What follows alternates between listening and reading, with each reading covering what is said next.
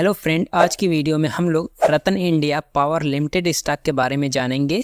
इस वीडियो में यह समझेंगे कि क्यों यह स्टॉक पिछले एक महीने में 100% का रैली दिखाया है, और यह जानेंगे कि क्या इस टाइम इस स्टॉक में एंटर करना सही रहेगा या नहीं, और कंपनी के कुछ नेगेटिव पॉइंट है जिसकी वजह से इसका शेयर प्राइस गिर सकता है। तो इन सभी चीजों को इस वीडियो में समझेंगे। तो चलिए वीडियो शुरू करते हैं। इस शेयर का करंट प्राइस 19 रुपये 15 पैसा है। यह शेयर पिछले एक सालों में 471% का रिटर्न दे चुका है, जबकि पिछले एक महीने में 98% का रिटर्न दे चुका है। पहले इस कंपनी के बिजनेस को समझते हैं। रतन इंडिया पावर लिमिटेड भारत की सबसे बड़ी प्राइवेट पावर जनरेशन कंपनी में से एक है, जिसकी अमरावती और नासिक में 2700 मेगावाट थर्मल पावर प्लांट की इंस्टॉल कैपेसिटी है, और जो पावर प्लांट है वह 2400 एकड़ में फैला हुआ है। और इसके बिजनेस के की हाईलाइटेड को भी देख सकते हो, जैसे इसने पावर प्लांट की बिजनेस में 18,615 करोड़ का इन्वेस्टमेंट कर रखा है। अभी हम लोगों ने इसके बिजनेस को देखा, अब ये देखते हैं कि कंपनी कौन से बिजनेस से कितना रेवेन्यू जनरेट करती है। इसका जो सबसे अधिक रेवेन्यू जनरेट होता है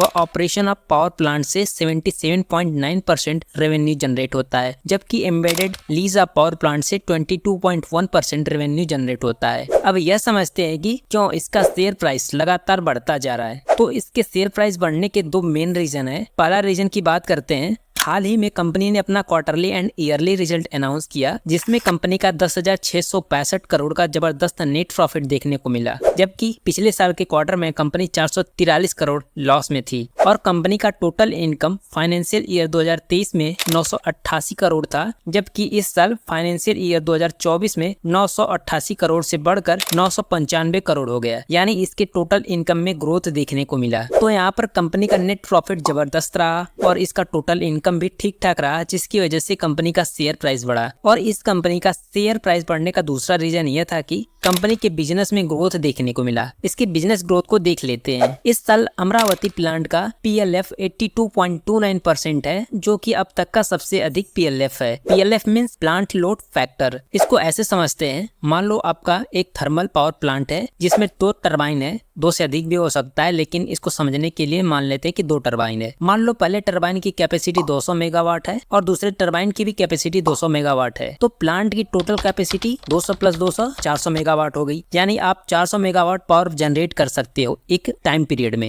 लेकिन मान लीजिए आपको केवल 300 मेगावाट की डिमांड है, तो आप केवल 300 मेगावाट पावर जनरेट करते हो एक सर्टेन टाइम पीरियड में। तो यहाँ पर डिमांड है 300 मेगावाट का और हमारे प्लांट की कैपेसिटी है 400 मेगावाट की, तो इसका जो परसेंटेज आएगा वो PLF होगा। PLF का फार्मूला होता है ratio of the actual energy generated in a certain period upon maximum energy that can generated in a certain period. जितना अधिक PLF % होगा उतना ही अच्छा रहेगा उस कंपनी के लिए। अभी हम लोगों ने 2 रीजन जाना कि क्यों इस शेयर का प्राइस बढ़ता जा रहा है। अब इस कंपनी के कुछ नेगेटिव पॉइंट भी है, तो इसको देख लेते हैं। यहाँ पर इसकी प्रमोटर होल्डिंग 44.06% है, लेकिन इसमें 88% प्रमोटर होल्डिंग की प्लेजिंग हो रखी है, यानी कि प्रमोटर की होल्डिंग 44.06% में से 88% की शेयर गिरवी रखे गए हैं। प्रमोटर प्लेजिंग होता क्या है कि कंपनी के प्रमोटर अपने शेयर को गिरवी पर रखते हैं और उसके बदले में वो लोन ले लेते हैं, और जब वो बाद में लोन पे कर देते हैं तो उसको उनकी शेयर होल्डिंग वापस मिल जाती है। इसी को बोलते हैं प्रमोटर प्लेसिंग। अगर किसी कंपनी के प्रमोटर प्लेस 50% से अधिक है तो यह कंपनी के लिए अच्छी खबर नहीं है। तो यहाँ पर इस कंपनी का बहुत बड़ा नेगेटिव पॉइंट है। तो यहाँ पर हमने कंपनी के पॉजिटिव और नेगेटिव पॉइंट दोनों पॉइंट को देखा। अगर कंपनी अपने प्रमोटर प्लेसिंग 0 कर ले तो यह बहुत अच्छी स्टॉक बन सकता है इन्वेस्ट करने के लिए। अब यह जानते हैं कि क्या अभी इस स्टॉक में इन्वेस्ट करना चाहिए या नहीं। यहाँ पर इस कंपनी का PB रेशियो 2.24 है। अगर यही PB रेशियो अगर 2 से कम हो जाएगा तो एक अच्छी बाइंग अपॉर्चुनिटी बन सकती है। अभी मार्केट इलेक्शन की वजह से स्टेबल नहीं है। एक बार जब मार्केट स्टेबल हो जाए तो किसी भी स्टॉक में इन्वेस्ट करना अच्छा रहेगा। अगर वीडियो अच्छी लगी हो तो चैनल को सब्सक्राइब कर ले।